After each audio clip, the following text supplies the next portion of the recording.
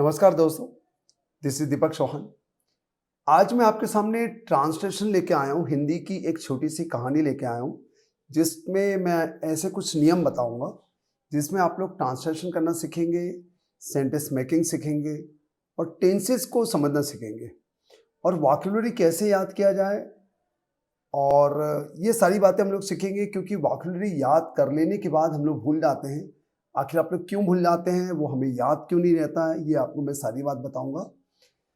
हम लोग जब न्यूज़पेपर पढ़ते हैं तो वो भी हमें समझ में नहीं आता है, उसका कारण क्या रहता है। कोई मैगजीन पढ़ते हैं तो वो समझ में नहीं आता है। क्या टेंसेस की कमी की वजह से समझ में नहीं आ पाता है कि हम लोग टेंसेस समझ नहीं पा रहे हैं। और स्पोकन का जो स्ट्रक्चर है वो हमें समझ में नहीं आ पा रहा है।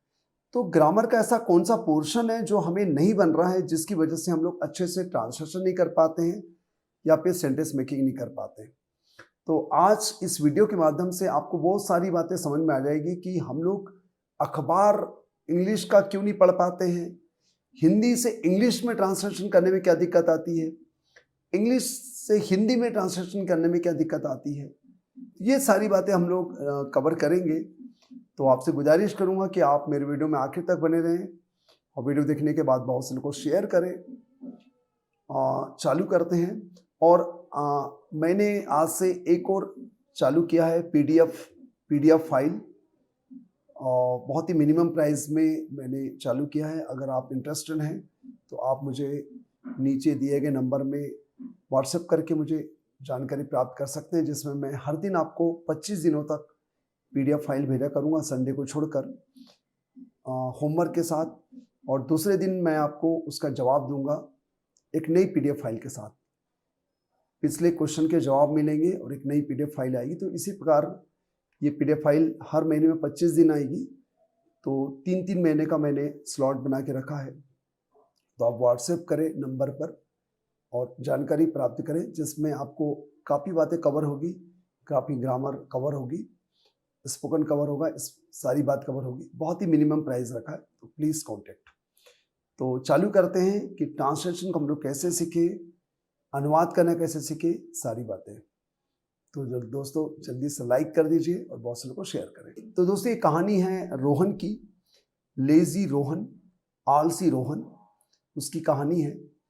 तो समझते हैं हम लोग कैसे है कहानी में।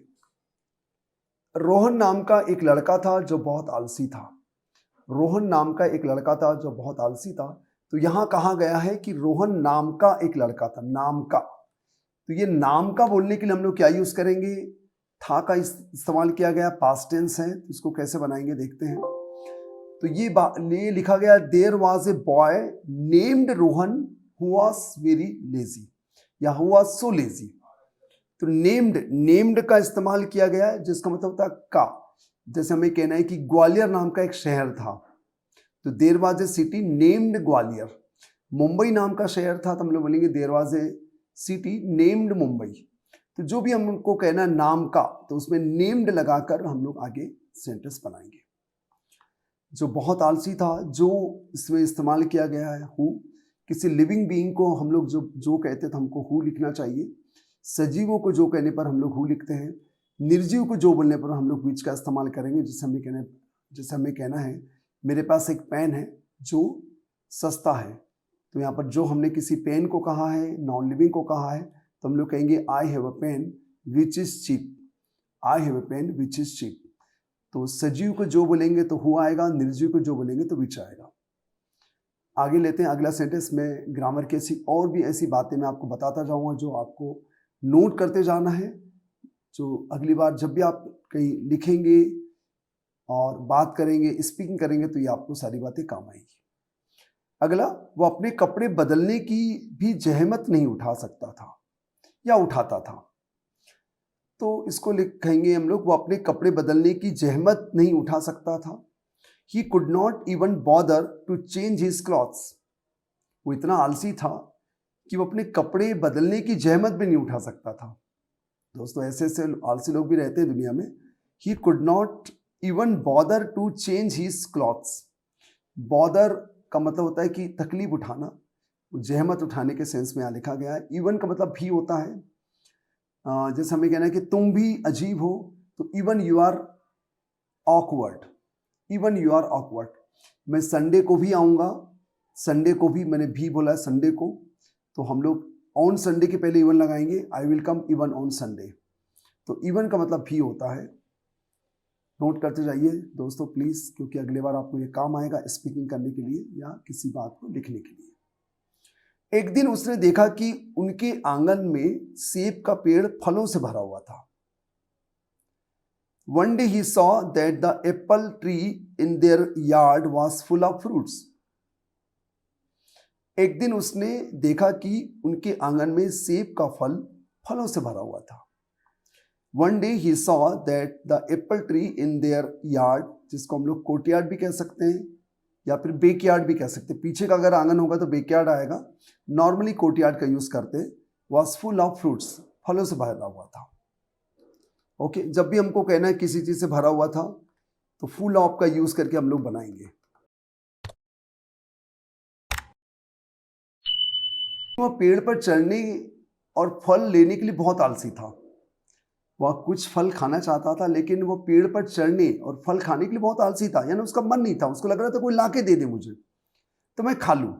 वो पेड़ पर चढ़ना, उसको तोड़ना, ये उसके लिए बस की बात नहीं थी क्योंकि बहुत आलसी था।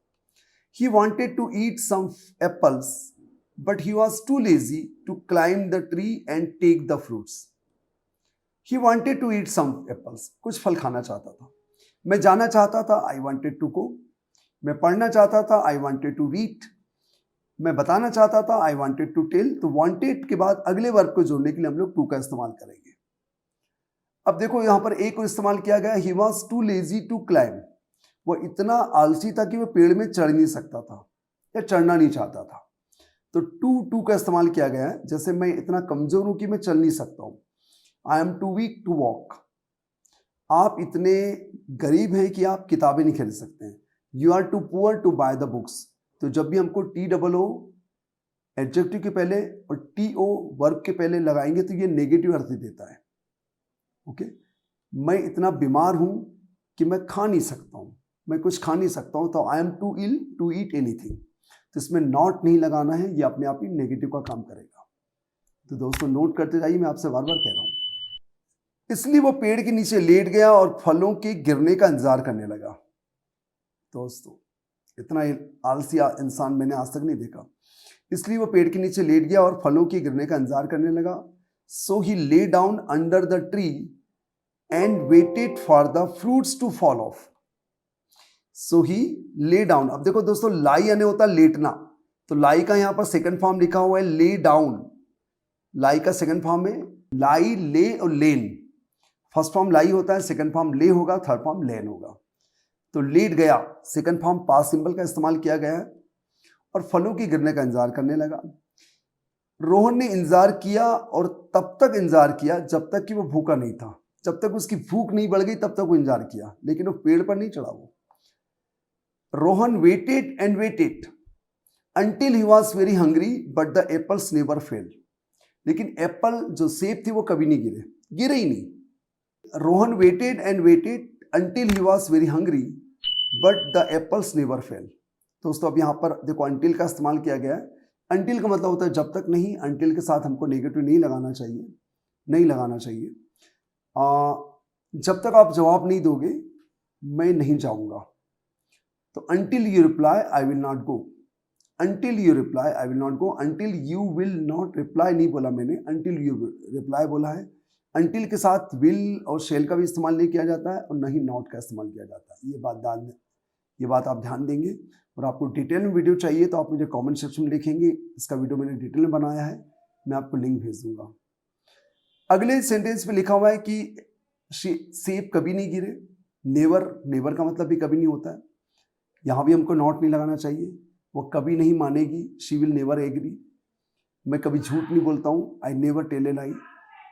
तो नेवर के साथ हमको नॉट नहीं लगाना है, ये बात ध्यान देना। नेवर अपने आप ही नेगेटिव है, ये एक एडवर्ब है। Moral of the story.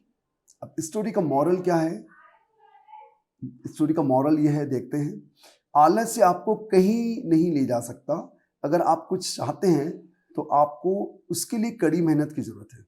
सही बात है दोस्तों, अगर आप आलसी करेंगे तो आप कहीं नहीं जा पाएंगे, सफलता बिल्कुल नहीं मिलेगी। तो laziness can get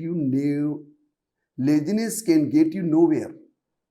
if you want something you need to work hard for it. If you want something you need to work hard for it. अगर आप कुछ चाहते हैं, कुछ पाना चाहते हैं, तो आपको उसके लिए कड़ी मेहनत करने की जरूरत है। तो ये एक छोटा सा प्रयास था, छोटी सी स्टोरी थी, जानबूझ के मैंने छोटी सी स्टोरी ली ताकि बोरिंग ना हो जाए और आप लोग आखिर तक बने रहें, क्योंकि लंबी कहानी को देखकर आप लोग बीच में वीडियो छोड़ देते हैं। तो मैं चाह रहा था कि आप वीडियो बीच में ना छोड़ें, इसलिए मैंने छोटी कहानी लेके आया और उसके अंदर के कुछ डाउट्स, कुछ ग्रामर, कुछ बातें मैं आपको बताता रहा। इसी प्रकार के सेशन बीच बीच में लेके आता रहूँगा। तो आप को और भी ग्रामर के बारे में कोई डाउट है, कुछ क्वेश्चन करना हो, कुछ समझ में नहीं आता, तो आप मुझे कमेंट सेक्शन में क्वेश्चन करें, उसका वीडियो मैं जरूर बनाऊंगा। और पीडीएफ फाइल के बारे में आप विचार करें, बहुत ही मिनिमम प्राइस में आप हर महीने 25 दिन तक पीडीएफ फाइल प्राप्त कर सकते हैं। तो व्हाट्सअप करें मेरे नीचे दिए गए नंबर पर। धन्यवाद। वीडियो कैसा लगा कमेंट सेक्शन में लिख के बताएं। वीडियो अच्छा लगा तो लाइक करें, बहुत से लोगों को शेयर करें। चैनल में नए हैं तो प्लीज सब्सक्राइब कर दीजिए, क्योंकि इसी प्रकार के मैं टॉपिक्स जो ज्ञानवर्धक होते हैं आपके लिए लाता रहता हूँ। धन्यवाद।